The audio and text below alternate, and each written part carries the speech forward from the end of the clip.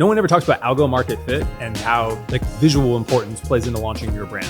How do you think about differentiating yourself and actually building out a brand versus just making cool products that people just want to buy? If you're planning to launch a brand, it's a 30 video framework to take you over like all the months from preparation to launch. I want everything that I look at to have like this intention, the coloring, the fonts, whatever, it has to match this vibe. You really want to think about brand building in these three phases.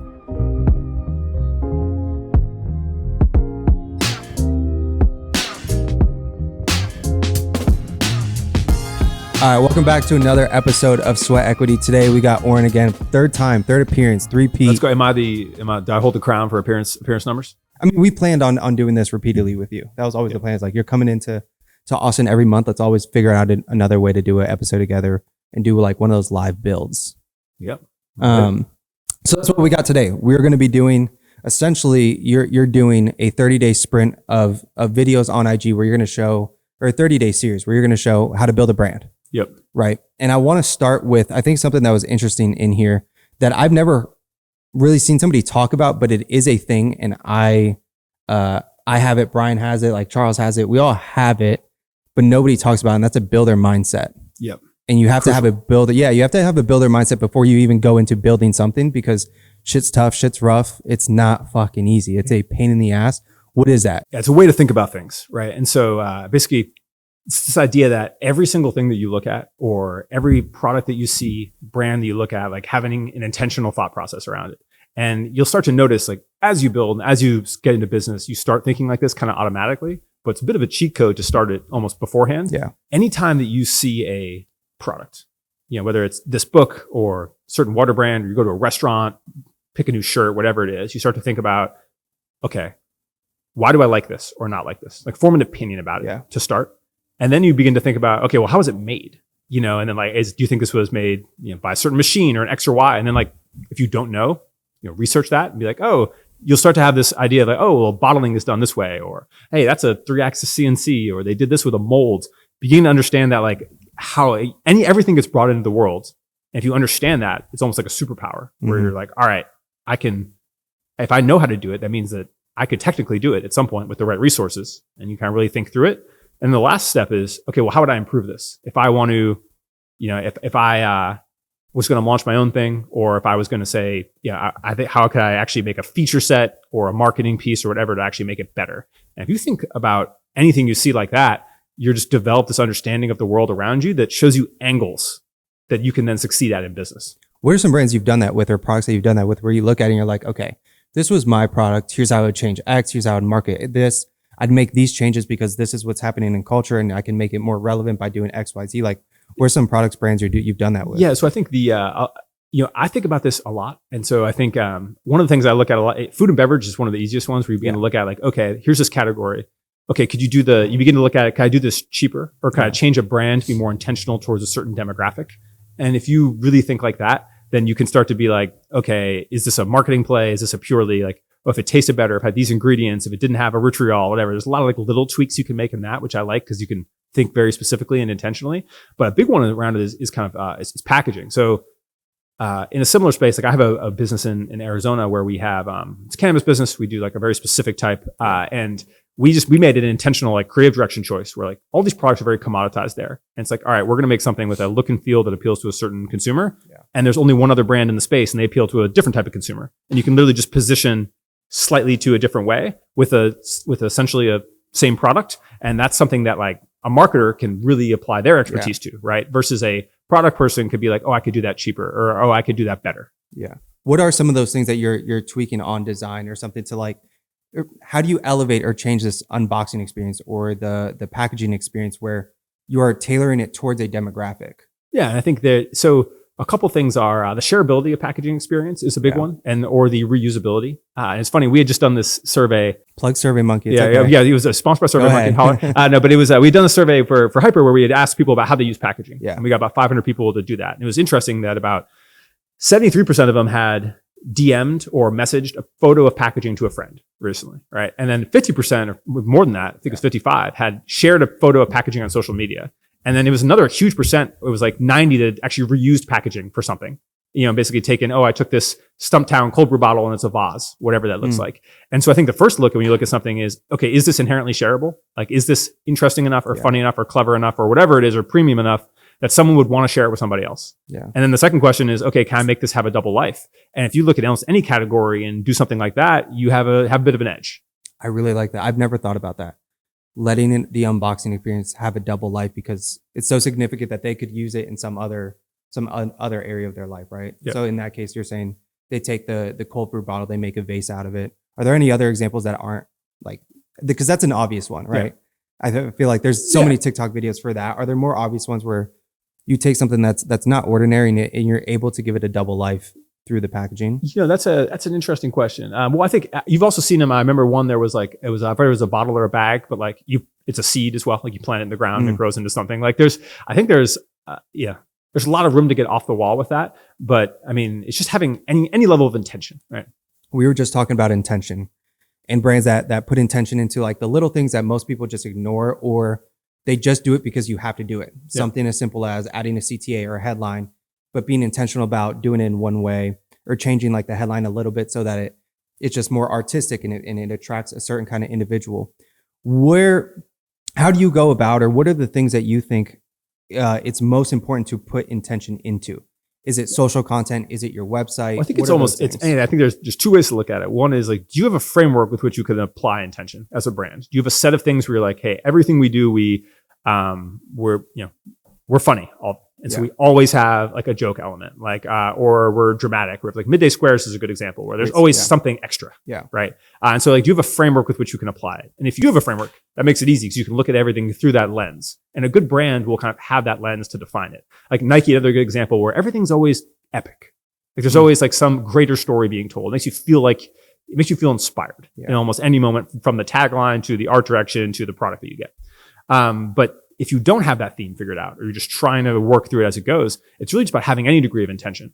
So what we had talked about prior was everything you do, whether you're posting a photo on social media, whether you're making a decision on a landing page, just make one interesting choice. Like that's like basically the difference between 0 and 1 is like, am I doing anything that has the potential to stand out or that elevates this from being normal? And if you can ask yourself that question in everything you do, from your packaging or your branding, et cetera, and you can do it, you're immediately doing a better job than just the standard things that are out there. What are some examples of those intentionality of like, changing a small thing in a photo? Like, what does that look like? What is that minute thing versus just, because that's like, I don't want to say it's surface level, but you were referencing George Heaton and how he does it. Like, exactly. What does he do? He posts carousels of like day-to-day life, right? Yeah. 4 photos. But every single one of them is like, seems like they're just posting normal photos, but they're all art directed. One of the things I love about him is when you see him interacting with represent gear, he's often styling it. There'll be a model and he'll be like adjusting something.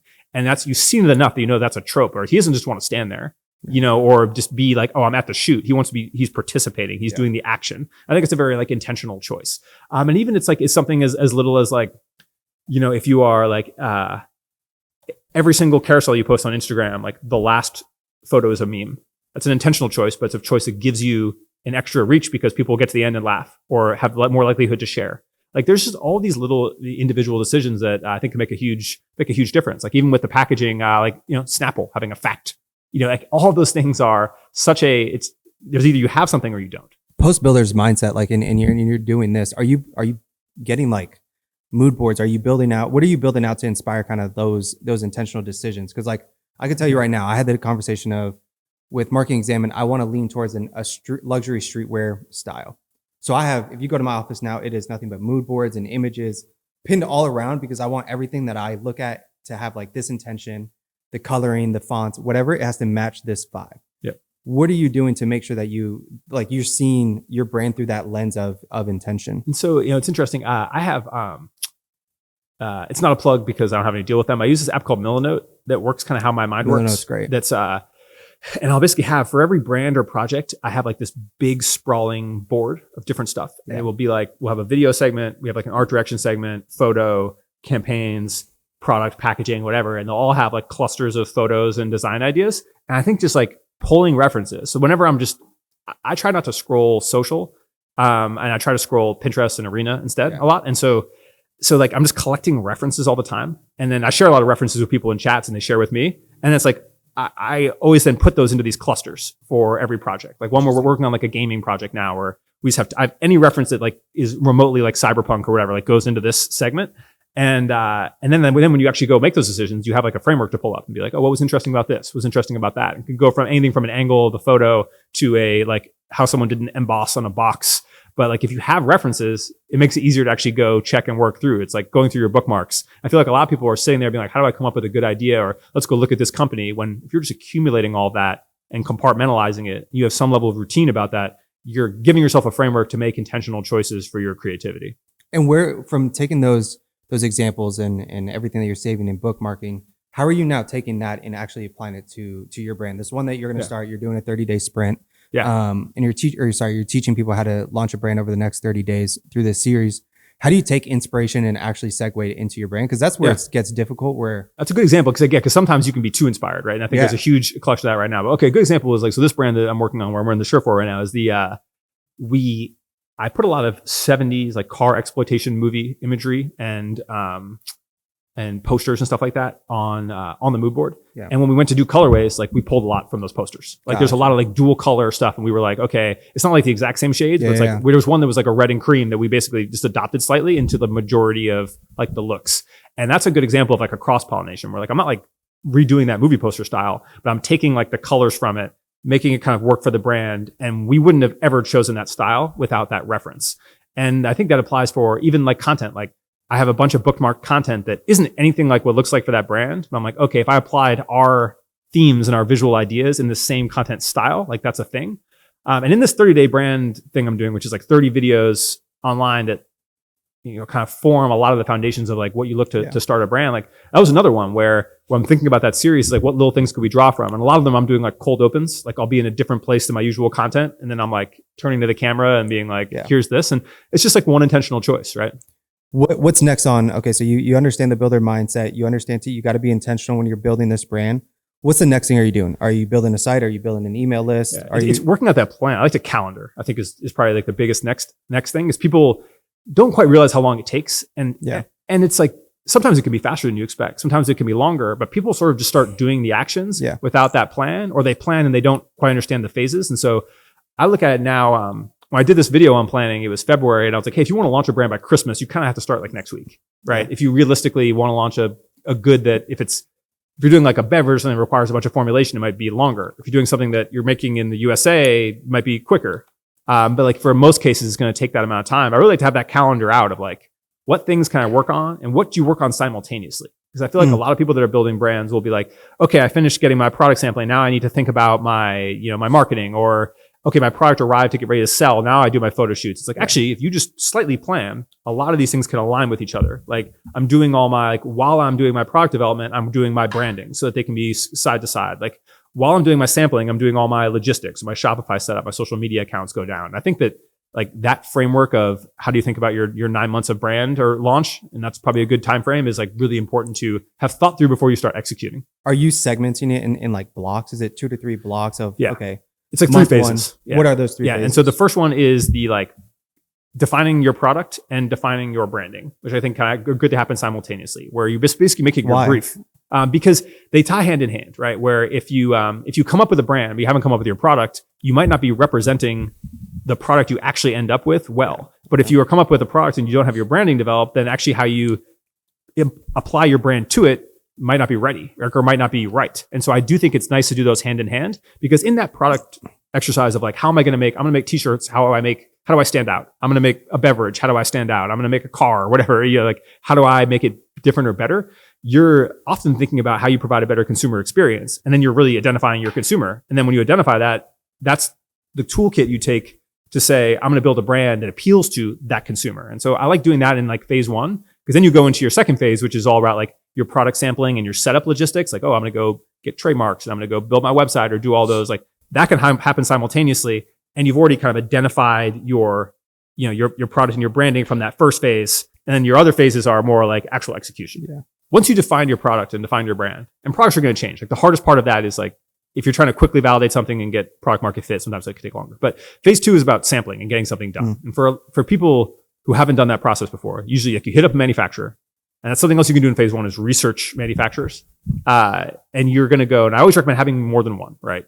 Validate your options, make sure you're getting multiple quotes, even go through some of that process, just because you learn a lot by comparing how those things go. Because sometimes it's not always about price. It's about how easy you communicate with somebody or their actual finished delivered result. So in that phase two, you sample, right? Which means if you're getting a t-shirt that looks a certain way, you're getting one made. If you're getting a beverage, someone's making a mock-up version, whatever that is. And that usually takes a couple rounds. Like people rarely nail it on the first try. Yeah. And you may actually make some different decisions. You may have defined something perfectly, but then when you have it, you experience it, you want to do it differently. And so on that phase, you're going to go through multiple rounds. Could be 1, could be 5 of actually getting that better. And at the same time, you have that checklist of business logistics, which is, do I need to get a trademark for this sort of name and a logo? Do I need to get my social media accounts? Do I need to get my website? Who's going to ship my product? Do I need to have X amount of equipment? Like who's going to do the photography when we launch? What does that actually look like? And I usually define the pre-phase as this, especially for anyone starting a business right now, is like beginning to build your audience, which like kind of spans throughout this entire thing. But then you get to like your phase 3, which is I'm ordering my product. What do I do? Because ordering and production takes time. You're basically, if you're doing something overseas, assume it's going to take 30 days for it to get made. But then if you want to actually if you want to make the most money, you're going to ship it by boat versus shipping it by air, which means that's another 40 days, 45 days. And so there's this whole time period that you then want to be acting on, and you don't want to be sitting around waiting. So you want to make sure you're either having samples that are ready for you to produce, or having mock-ups, or having someone airship something so you can make content in between. Because like you can launch prep while you are in production. Yeah. You're saving a ton of time. And people get into a rhythm of this as you have a brand where the new things that I'm developed are exiting sampling, so I can begin promoting them while these things are produced so that the content can release at the same time. And you basically end up with this like rolling calendar, whether that's every like 6 months in a fashion collection or every month in like a drop. But like getting into that flow and that rhythm is like when people really lock in and they have that right with their manufacturing all the way to their content or the way to their cash flow, like that's when businesses hit their stride. Are you phasing out the content as well during that period? Like, is there a phase for, setting up for pre-launch, when something goes live? And I think a lot of that really depends on like the type of business it is. Like some people, if you're building in public, you could show the whole thing. If you are, some people may want to not have it. Like I don't even want to start, promoting it until I have it in hand and it's ready to sell. Yeah. And some people are building it up. And so it really depends on the strategy application you take. And I think, I always feel like there should be like at least some time period of like, even if it's 2 weeks of let's show something, make sure people are aware of it, and then we kind of launch it and continue. But so many businesses are so different, right? And if you're something that's on retail shelves, you're in constant marketing mode no matter what, Going back to phase 1, when you're entering a saturated market, how are you thinking about differentiation, distinction? Because like, how are you thinking about it even for valuable? Because in an era right now where there's so many Canva clothing is what I call it. Like brands that just rip designs on Canva. They print money and they build out like pretty good brands, but I don't think they're sustainable brands that are going to be here 10 years from now. They have a shelf life of maybe 2 years, a year and a half. How are you thinking about differentiating yourself and actually building out a brand versus just making cool products that people just want to buy because it caught their eye on an ad? Yeah. And so I think there's like 3 things that at least I'm working on in terms of what we're doing. And the first is, I know because of the extensive time I've spent manufacturing things that like I can make things that are better than people expect from a quality perspective at prices that are less than what they're paying for the Canva brands. And so I always want to like exceed expectations on like what things look like. And we spend a ton of time on everything, like even the most basic things, like having them be excellent. And so that's number one, is if you establish a level of quality you can maintain, and especially if you can do quality at a value, that's even better. And the second piece is like creator brands have almost 2 choices, right? One is like, if you are enough of a creator and you have enough connection and influence, you can move the zeitgeist in some way, you have a lot of advantage. But a lot of people assume they can and can't. And I'm trying to basically evaluate that. I'm like, with the creator I have, can I just do stuff that I think is interesting and people are going to respond to it well enough that it gets momentum? Yeah. And then what does it take to go beyond that? But I know that I can leverage the audience and connections I have to get it to a certain way. But the third is we're really establishing it with a particular culture. Like a lot of the brand that I'm based around is vehicle based. I have like a passion for that market. We're making accessories in that market. I'm doing collaborations from the beginning, like inside that market with brands that are in racing and in a few others. And if you're become a natural part of a subculture, whether that's hiking or outdoors or basketball or whatever it is, and you actually provide something that those people like and enjoy and has some additional value beyond just looking cool, and then you have the opportunity for longevity. And what's interesting about like, at least the brand I'm doing is I'm using it more as a vehicle for me to do interesting things, interesting collaborations, interesting ideas. And knowing that, my choices are different, right? It'd be different if I was making it purely to scale. But when you're a designer or a creative, when you start to build something, you often look at it as, okay, this is an extension of my portfolio, my ability to work left and right. And so you're more personally tied to it than when you're a pure entrepreneur. And it's good to know that from the beginning. Are you doing something that you are going to sacrifice some commercial opportunity because it's embracing your passion, or are you doing something specifically to make money? Because those choices are very different. Do you see Valuable as a brand that you're building out for the next 10, 20 years or as long as possible? Or because when I look at it and I see what you're doing with it, it's what you're saying. It seems like it's very you. Yeah. And that's why I'm curious if it's something that you're going to be building for 20 years I look at it, I think there's time frames to everything. I look at like a Cold Wall is a brand I look up to a lot, which is by this designer, Samuel Ross, and he just sold it. And he'd been working on it. Yeah, a Cold Wall. And he had been, I think it was 9 years in, I believe. And it's one of those things where at the beginning of that period, like when I look at the next 10 years, do I say this is something that's very much an extension of me? Yes. Do I know who I'm going to be in 5 years, 10 years? Yeah. Absolutely not. So as a brand that is, and I think the goal is in those first 4 or 5 years, find out what it really is, what has resonance, like what kind of works. Like for me as a creator, a lot of this is a vehicle to take shots on goal for product market fit. I have because I'm a crazy person, I wouldn't recommend anyone normal do this. Like I have basically 8 or 9 product categories I'm putting stuff in. And a lot of it is shots on goal to see what has product market fit. How can I use my audience and this product development to find a thing that I think will work has scale beyond what I can put out into the world? And I'm pretty sure one of those will work, right? And one of those, like that's going to be what we pivot the core of the business into, is embracing the thing that has product market fit.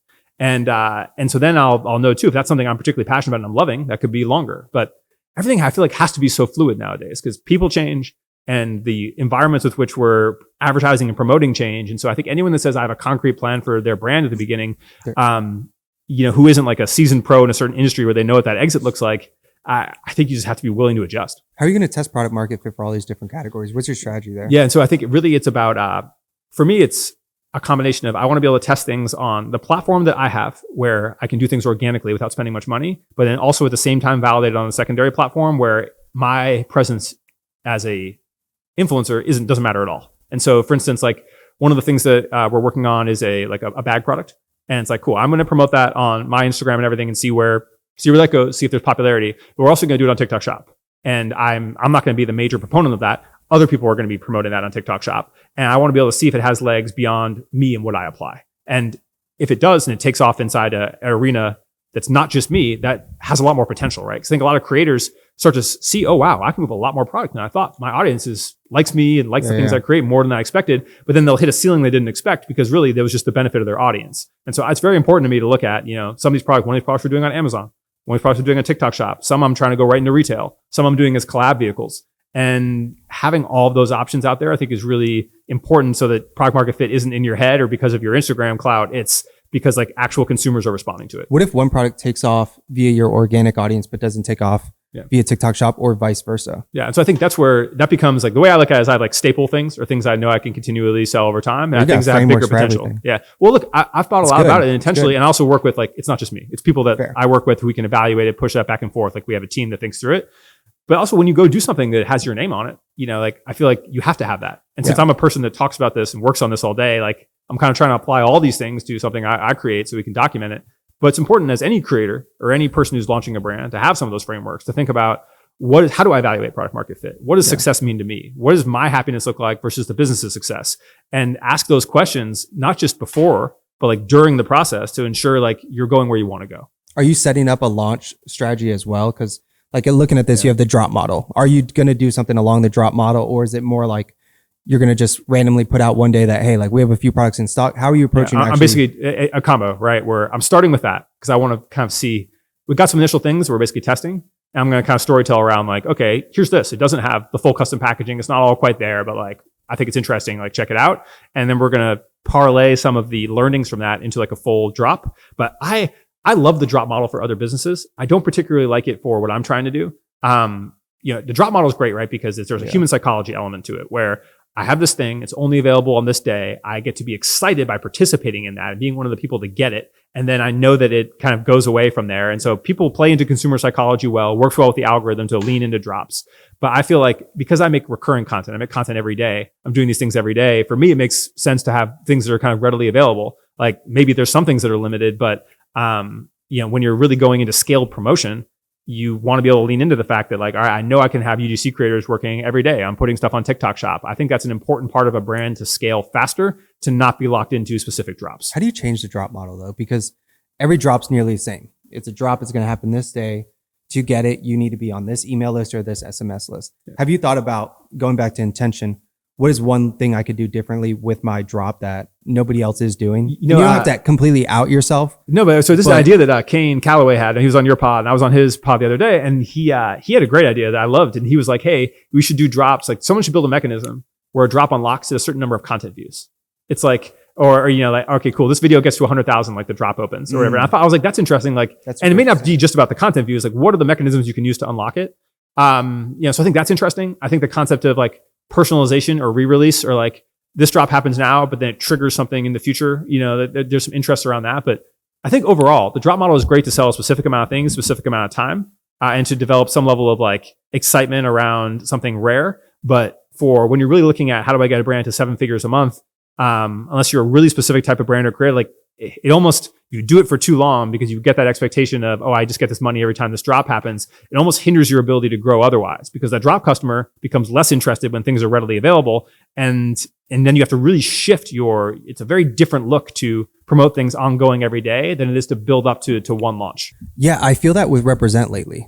And this isn't me. I'm a huge Represent fan, but it feels like they're doing drops nearly like every week. Yeah, it's a few every week. Yeah.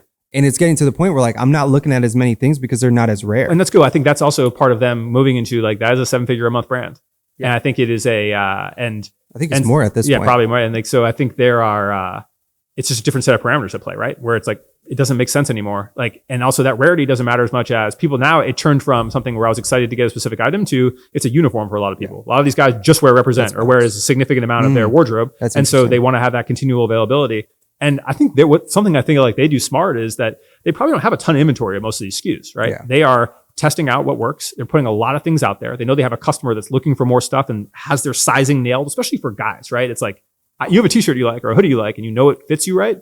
You just continually buy the same thing. And they're giving you 100 options within that playbook 100%. Again and again and again, which I think is very savvy. Is that just a smart transition of like, you transition from the drop model to regular, like everything's in stock, when it goes from something that's novel and that you wear often to it's now a uniform? Yeah, I think, that is the ideal scenario, right? I think a lot of brands will want to make that transition sooner, but you know, and then also when you have the operations flow to really get that much stuff out there and to be working at things at that scale, or to have the demand level that you can order 1,000 of a thing, it's always going to be in stock. Yeah. Like so much of this right now is validation over time, because you can have a viral video or a viral moment or leverage your creator audience for a certain amount of time.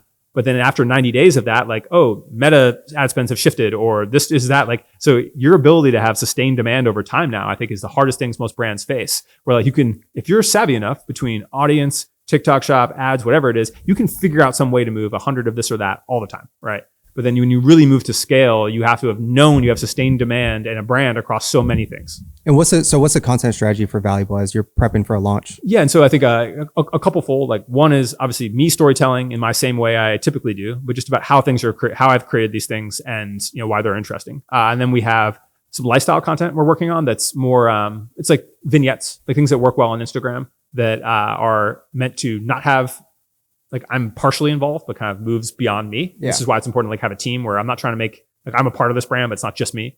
And where it's like, this has content that can live on its own that tells a certain story. And then really leaning into what, like wide networks of creators, right? And because I have seen a lot of success with that with other products that I've worked on, where I'm like, cool, if I can really get the right 10, 20 people making consistent video about this all the time, like that's what we want to scale into. Is it going to be a different strategy for you than the brand, or how are you looking completely. Because I want to, as a creator, you have to figure out how do you make content to sell something that's authentic to what you do. Mm-hmm. And so what I thought a lot about is my influence is really based upon value creation. Yeah. People don't follow me because I'm cool. People don't follow me because I'm beautiful or I dance or any of the things like you kind of see normal in my lifestyle. Don't I appreciate say that. But they're not following me for that reason. And so I really look at it. They follow me because I create value for someone who's trying to be an entrepreneur or a designer or whatever that is. And so I'm just trying to continue that. But my examples turn from an example of I'm using of a third party to an example of something I'm doing myself. And I think that's a storytelling arc that's natural. And so I want to look at it that way, but I know that has a ceiling, right? If I was just to do that, and that was my entire impetus for moving the brand, that could be at one size. But instead, it's by expanding beyond that, you have a lot more opportunity. I'm curious on this next question because I've never seen you talk about this. I understand it. I think we've talked about it in group chats. What is algo market fit? Yeah. Especially if you are building up a brand, or in this case, like you're building up your personal brand and you're gonna build up valuable. What is algo market fit, and how does it play into building up these brands? I actually think this is a really interesting topic, so I'm glad you brought it up. And so algo market fit is like, algorithms are designed to show certain people things that they like. Mm-hmm. And it puts things into buckets. Stereotypes is probably the best way to put it. And it recognizes certain aesthetic things. Like if you like minimalist design, if you like Southern iconography, if you are Christian, whatever, the algorithm has you in that bucket. And they have you in buckets of content types as well. But what I've noticed, and this is especially true with women's wear brands I talk to, is there's certain brands that look a certain way that Instagram knows what to do with. And TikTok knows what to do with. And TikTok is a little more sophisticated than Instagram. But Instagram will basically be in this bucket of like, all right, you are a Heartland look and feel. I have your audience. I will show them that content. If that content continues to perform for them, I will show them more of that content. And so if you are a brand that can fit into one of these aesthetics, there's a wide variety of them, and the algorithm rewards what you're making, like you have like a massive cheat code right now. And so I think it's really like, I call the stereotype test for this, which is I basically like, you look at common visual themes and then common age groups, like Gen Z, millennial, Gen X, whatever. And then you look at like, okay, minimalist or, maximalist, Gothic, Southern, whatever, like you put those buckets together. And if you can basically Venn diagram okay, this person in this age and gender bracket and this visual style, if this is a thing where there's a bunch of content and existing things about it, like on Instagram, or at least some world, then you have a lot of potential for success. And so, I wish it was something I could like diagram out better. It's a concept I've talked a lot about with you and friends, but like isn't like super nailed in. Like that, it's a thing, and brands are acting on it like in that way. And I think that that's something worth considering as you develop a content strategy. Is it almost like SEO? Like putting keyword research, but in this case, it's more visual. Yeah, it's like visual SEO. I think it's a good way to do it. Exactly. It's like that's why I think an important exercise that I preach about a lot is like, look at other people's feeds. Like if someone will let you look at their Instagram reels, like go look at it, because it looks radically different than yours. And I think, once you begin to have a catalog of that, and I wish there was a function or feature where it lets you to kind of just full explore, tailor something in. Yeah. You begin to really understand all these little subworlds that are out there that people are into. And most often you see it with like your significant other. It's the most likely person you are to like see some of their content because they're showing you what they see. But I think, it's its own, like visual SEO is an interesting way to put it. This made me pause because I'm now trying to think about like, how do you, because in theory, this is good. It's a good framework. It's a good thing to ideate around. And there's good inspiration to pull from, but how do you start like testing to see if you have algo market fit? Yeah, I think it's about posting content, right? Because what's nice is you get immediate response to content. You can start a new Instagram account right now, and if you post good videos, you'll get thousands of views. Sure. And so I think like literally it's about burner Instagrams is the way to test everything, right? Like, and I think, and especially if you're a creator, you kind of know that like, okay, I know the format that works. Yeah. And so I would literally like, the best thing that can happen to anyone who's trying to sell a product, especially D2C right now, is that you can go make 15 videos, put them on TikTok, put them on Instagram and keep your same aesthetic style, keep your product out there, and then just see if it works. Double validate it, start another account, do a similar thing. And you can really get a comfort level that things are going to move. And that is just a tool that is big companies and stuff just don't do and use. And you just didn't have even 2 years ago. And it's just a cheat code. I like what you and Colin always talk about is you should start a TikTok account and then just try to make 15 to 30 second videos to see until you find if you have algo market fit. Yeah. Even with product market fit, even if it's like, you don't even have to have your product. You can be like, okay, get on the pre-order wait list. Yeah. If it's good, if you just do explainers, I made this t-shirt and it is this quality and is this thing and is this fit, or, I made this electronic gadget and it does this or X, Y, or I made this bag with this really specific pocket. And like you explain that 10 times and you are good enough at making content, you make good content. If it doesn't move, you don't have a thing. Yeah. If it does move, you're like, and you're getting any level of success, like, a couple thousand views. Oh, I got 20 people sign up the email list. You're like, okay, there's something. And really all you're trying to determine is something or nothing, Yeah. At what scale are you going to do product seeding for valuable at the beginning stages? At the beginning. Well, a big part of it too, right now is like, I'm saying like, are you going 10 influencers? Or are you going to go try to hit 50, 100 creators? What scale are you trying to hit your influencer seeding to kind of see like, do you have product market fit here? Is this the interesting part about like what I'm doing is, again, it is tied so to me and what I'm interested in. What I'm doing is like, I'm doing a lot of it just to start, right? We got close. We got hundreds of things right off the bat just for me to give away to people, right? Because look, when you're a creator too, some of this is a flywheel. Like say I made no money off this brand. Say I put, whatever amount in, say I order $50,000 worth of inventory.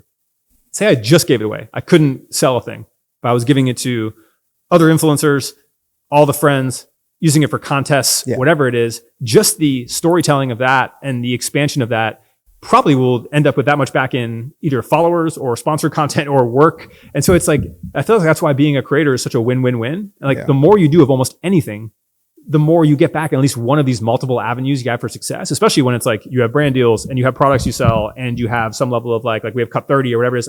All promotion that goes well helps everything. Super interesting. One thing I thought was interesting that Midday Squares did when they launched and they did product seeding, they focused on one area. They only focused, it was either on Vancouver or Toronto, because they wanted to feel like they were taking over that region, that area, all at once, and they were the hottest thing to talk about. Smart. Do you think about that? I not for my brand, but I have for other products, because I often encourage people to go regional. And I think we had this conversation in one of the first pods. It's like, yo, go own the Northwest. Yeah. Especially if you're going to sell some stuff in retail stores, like dominate your region, or especially if you're young and you have lots of friends. Like obviously you get older, you get married, those things shrink, but like you're young and you're out and about and you know a lot of people in your region, like lock that down. Be Houston's hottest, whatever it is. And again, for where I'm at and my audience being so distributed, not as concerned about it. I'm more concerned about like finding that visual fit. But yeah, like all of these are angles with which you can use to attack your business. And that's why it's like, again, such a good time to be able to attack any of this. Build out the rest of the engine for me. So you test product market fit, you have it. What are you doing next to really scale the brand? Yeah, I think once you have product, it's just putting foot on the gas as hard as you can, right? And so for a lot, and that's a lot about, it's a lot of inventory planning and forecasting of like, how many of these can we really sell? And how do I get those in stock and keep them in stock? And then what is that timeline of that? Like it takes X long for production, it takes X long when I ship it. We're selling X volume now. Here's what seasonality looks like. Like a lot of it's like that forecasting. And then it's taking that data and talking to retail and being like, all right, I'm generating this much interest online. I'm moving this amount of units, but not every customer is an online consumer. I want you as the, Walmart as the authority in whatever to be able to carry X or Y, like, and trying to scale as hard as you can. Cause I do feel like things are so fast now, like trends and whatever it is. And people are so exploratory, and brands, they find that if you have something, you need to be very conscious of if your sales are going up and down, and then scale as hard as you can, as fast as you can. And the toolkit for that is really like, do I have enough cash? Do I have a relationship with my factory that I can do things on terms? And am I good enough at forecasting and adapting to be able to move and shift those numbers? If you can do all three of those things, like you're in a magic moment. And I feel like that's something where Ridge Wallet and I talked with a lot online, like has the perfect scenario where they're doing that in the millions, where he has terms on his factory. He understands exactly what's happening in the market, if Meta's doing good or bad, or this is where working or not. They're adjusting that forecast and they're just pumping demand as hard as they can at each time and really moving on it. And they're doing that in the, in the 7 figures a month range. Yeah. Outside of yourself, what are the other acquisition channels you're going to test? So TikTok Shop, for sure. And Meta, all your standard Meta ads. That's really the main chunk to start, is like, we'll focus on Meta. We'll focus on TikTok Shop for core products we think can work on TikTok Shop, and then myself, and then influencer, and see where it goes. Are you going to be the one creating the creative for the brand? Or and